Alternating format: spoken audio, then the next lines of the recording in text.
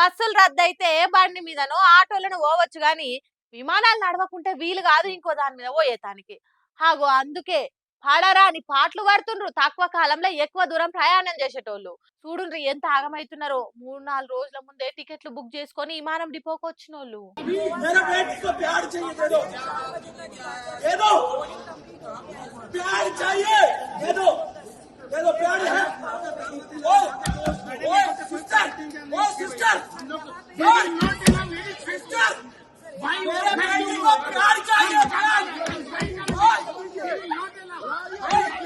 मेरा बेटी का ब्लड आ रहा ब्लड नीचे से ब्लड आ रहा प्यार चाहिए दे दो क्यों नहीं कर सकता क्यों नहीं कर सकता क्यों नहीं कर सकता मेरे को प्यार चाहिए కొండలను పిండి వేసేంత కోపంతోని పండ్లు పటపట పటపట కొరుకుతున్నాడు. పాపం తన బిడ్డకు ఆడపిల్లలకు వచ్చే ఆపదొచ్చిందట. ఇక్కడ ఎసోంటి సౌకర్యాలు లేవు. ఇప్పుడు ఏం చేయాలో చెప్పు అని నోరు బొంగు బొంగ గట్టిగా గర్జిస్తాండు. ఇట్లా ఒక్కరు కాదు ఇద్దరు కాదు, దేశం మొత్తంలా వేల మంది విమానం ప్రయాణం చేసేటోళ్ళు ఇరుగ మరుగొచ్చిండ్రు. ఆ ఇండిగో అనే విమానాలు నడిపే కంపెనీలా ఏం తక్లీఫ్ అయిందో ఏమో గాని ఒక్కసారి 500కి ఎక్కువ విమానాలు రద్దు చేసిండ్రట.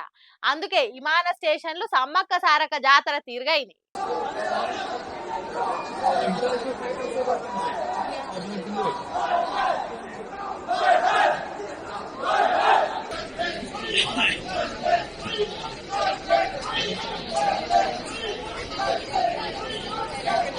అంత గాయి గాయి గందరగోళం అన్నట్టే అవుతున్నది విమానం స్టేషన్లల్లా. వేల మంది ఒక్క దగ్గర చేరే వరకు కిటకిటలాడినాయట ఎయిర్పోర్ట్లు.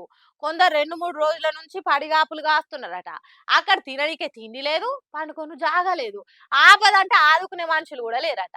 ఆ విమానాలు నడిపే ఇండిగో కంపెనీని ఇంట్లో మన్నువాడ గింత తిప్పల పెడుతున్నాడు అని తిడుతున్నారట.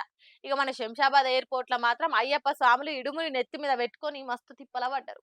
విమానం ఎప్పుడు వస్తుందా, ఎక్కి శబరిమల ఎప్పుడు పోదామా అని ఎదురు చూసిండ్రు. ఇట్లా జరగబట్టి 3 రోజులు అవుతున్నందుకు అరిగోసలు పడుతున్నారు ప్రయాణాలు చేసేటోళ్ళు. దీనికి తగ్గట్టు ఇండిగో కంపెనీ వాళ్ళు వచ్చే ఏడాది ఫిబ్రవరి 10వ తారీఖు నాటికి విమానాలు పూర్తిగా నడుపుతాం, అప్పటి వరకు మమ్మల్ని క్షమించుండ్రి అని చేతులెత్తేసిందట. అప్పటి వరకు ఈ ప్రయాణికులు ఎక్కడికి పోవాలనో ఏం కావాలనో అర్థమైతేనే లేదని మస్తు బాధపడుతున్నారట.